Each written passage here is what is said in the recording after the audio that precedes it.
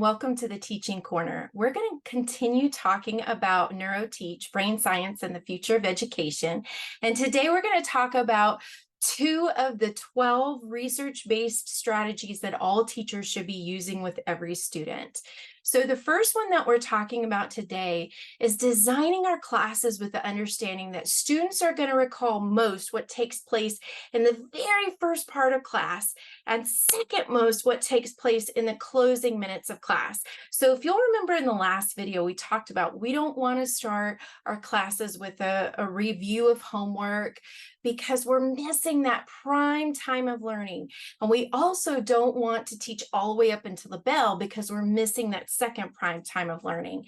So if you look at retention during a learning episode, those first 10 minutes are really important. That's where you want to hit the most important thing that your students are going to learn today.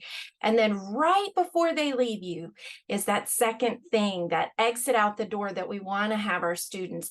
And that time when they're sloping down and they're kind of losing interest, this is when we can have our students engaged in the learning by having them look things up, going over homework, doing those types of things.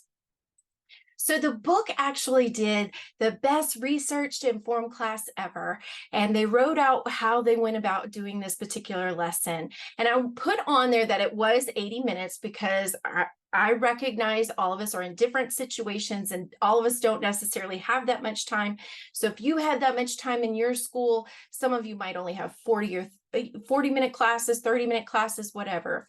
But the very first thing that the students had when they arrived to a bell ringer. And remember, as soon as they come to us, we have 10 minutes to really engage their thinking. So a bell ringer is going to preview the most important concepts that you're going to talk about today. So they engage them auditorily by having the students listen to Billy Joel's "We Didn't Start the Fire," and their due now was to circle as many Cold War terms as they were familiar with. And I went ahead and put them on the screen so you could see what they were. Not that we're going to talk about them today, but just so that you could see kind of the level of what they were being asked to do. So all they had to do was circle it. So after this preview, after knowing exactly what it was that we were going to talk about in class today, the students were then introduced to every single term directly through direct instruction and lecture. In this case, the teacher used a PowerPoint.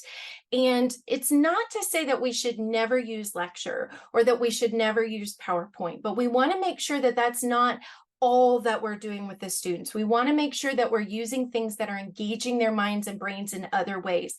But in order for our students to be able to have higher order thinking, creative thinking, critical thinking about whatever topic is we are talking about, they really have to have a robust knowledge and experience to draw upon. And so we have to make sure vocabulary is a major part of any of our lesson units, that we're going over the vocabulary, that we're leveling the playing fields, we're making sure that every student has the same background knowledge for the particular unit that we're doing.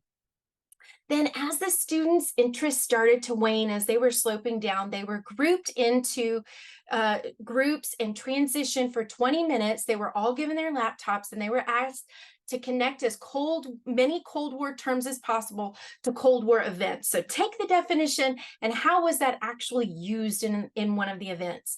And so one of the important things to do is when our kids are doing collaborative learning, it is really important that the teacher stays engaged. This is where we're going from being on the stage to the guide on the side. So this is where we have to come alongside our students, make sure they're asking the right questions, they're staying on topic, we're asking them questions to get them to the right answers, that they're using appropriate websites, all of those kinds of things. This is not the time for the teacher to go sit behind the desk and grade papers. And they were also then challenged to find historical images that correlated to each term. So in the educational setting, the number one thing for our students is visual. So we want to engage as many modalities as possible all of the time, but most of our kids are very used to lecture, but visual is one of the prime modalities that they use. I know when I was a teacher in 7th grade and I was teaching 7th grade English, every time we did vocabulary and wordly wise, I always had my students draw a picture of the vocabulary word because vision reigns supreme. So trying to bring in as many modalities during a lesson as possible is really important. And then as their exit ticket, as the students were leaving the class, the instructor had them put all of their things away and passed out a note card and asked the students to list as many of the Cold War terms as they could remember, as many of the 16 Cold War terms as they remembered. And at that time, the class average was 6. So the very next day, the teacher had their do now be the exact same thing, passed out note cards before the class even started and asked them from memory to say as many Cold War terms as they could remember. And it actually went up to 8. And so what this helps us, and we're going to talk about sleep later, but it also shows that when we use that very beginning of the class to go over what, we previewed what we were going to talk about, then we talked about it, then the kids interacted with it, and then before they left, they were asked what they remembered. Even though there was no homework given, there was no required readings, nothing else was required of the students. They came in after a good night's sleep because their brain had been primed to pay attention to those 16 terms. They actually remembered more during the next class. So that's really important. Now, the second research-informed strategy that we should all be doing as teachers is giving our students more frequent low-stakes assessments of learning. So for example, in number 1, passing out those note cards, the students weren't graded. That was just something the teacher took up, and that was for the teacher's information. Maybe they got a participation grade, but the students weren't being graded on that, but yet it got their brains engaged. It tests them in a certain way, and it keeps them more engaged in the learning. So one of the things that we've got to be really careful about as educators is a lot of times we think we're promoting learning, but really what we're promoting is assessing accessibility. So a lot of times what that means is basically like the night before the test, right? Our students are cramming for the test. And then they come in and they pass the test, but they aren't actually learning the material. They're just memorizing the material, accessing it the next day, and then dumping the material. And so even though their current level of performance may show that they're learning, it's not indicated in long-term learning. And so another thing to remember too is that our students can be learning even if current tests show little or no progress. So we've got to be sure that we're giving our students lots of low stakes ways to show us what they're actually learning along the way.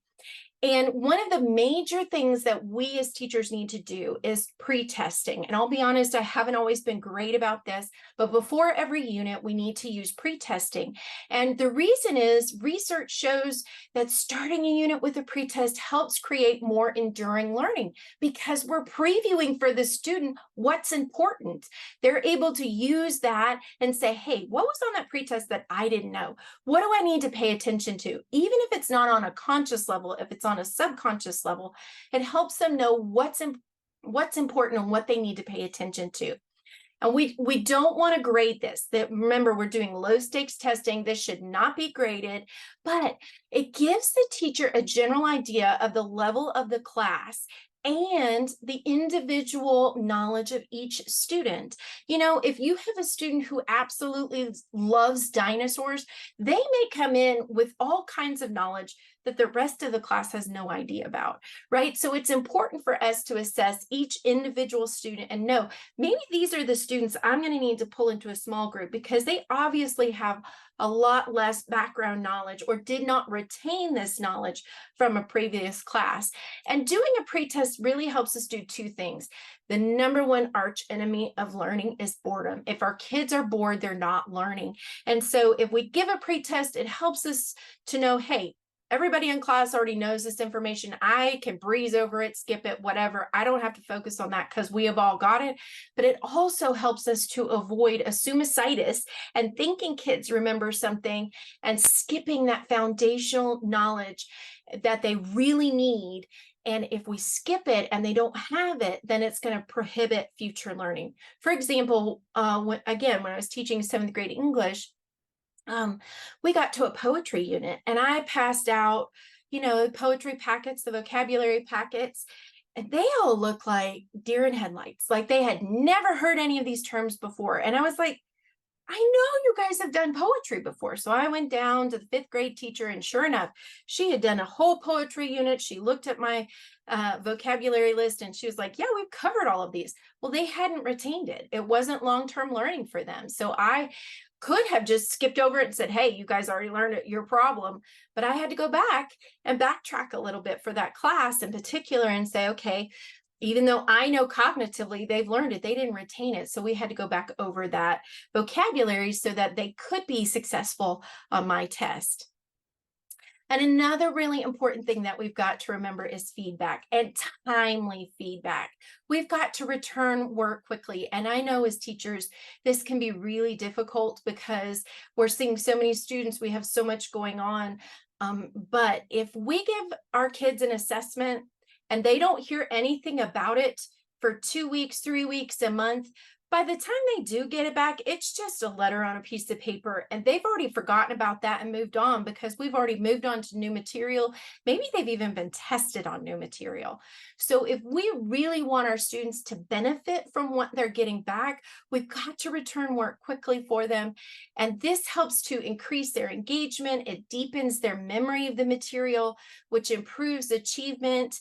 And then we provide them with scaffold feedback. A lot of times we just want to mark it wrong and give them the answer. But really what helps students the most is to give that back to them and allow them to make corrections, allow them to struggle with it, correct their errors, maybe get in groups, ask a friend maybe who is able to explain it to them in a different way.